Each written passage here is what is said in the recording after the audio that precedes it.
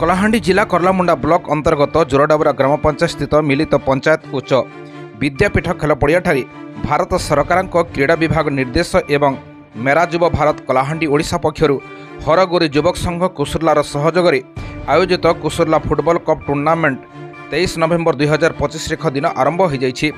प्रथमे कुसुर्ला नीलकंठेश्वर शिव मंदिर एक मशाल शोभायात्रा बाहरी खेल पड़ियाठारे पहुंचीथिला। पर सेठारे अतिथि मानकु सम्मानित करा जाई अतिथि मानक द्वारा फिता काटी खेल आरंभ होइथिला। प्रथम दिन में मिलित पंचायत उच्च विद्यापीठ प्रधान शिक्षयित्री श्रीमती कोहिनूर साहू मुख्य अतिथि भाव में जोग दैथिबा बेले वरिष्ठ सांबादिक भिकारी गौड़, वरिष्ठ सांबादिक उमाशंकर मिश्र, जन्मजय साहू, शोभाकर जानी, दुर्योधन जानी प्रमुख सम्मानित अतिथि भाव में जोगदे खेलाली और दर्शक मानक उत्साहित करथिले। प्रथम दिन मोर्निंग और रजापड़ा मध्य प्रतिद्वंदिता होइथिबा बेले रजापड़ा दल मोर्निंग दल को 2-0 गोल रे परास्त करी विजयी होइथिले। शिक्षक जुगल नाग मंच परिचालन करथिबा बेले रेफरी विनोद हेरना और लाइनमैन पिंकू चंदन और दिनेश कुमार खेल परिचालन करथिले।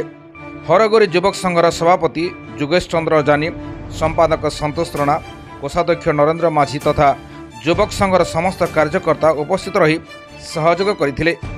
एही मैच रे अंचलर हजार हजार खेलप्रेमी दर्शक उपस्थित रही खेल उपभोग करने सह मैच को साफल्य मंडित करथिले। State crime bureau chief Umashankar Mishra report, solid news.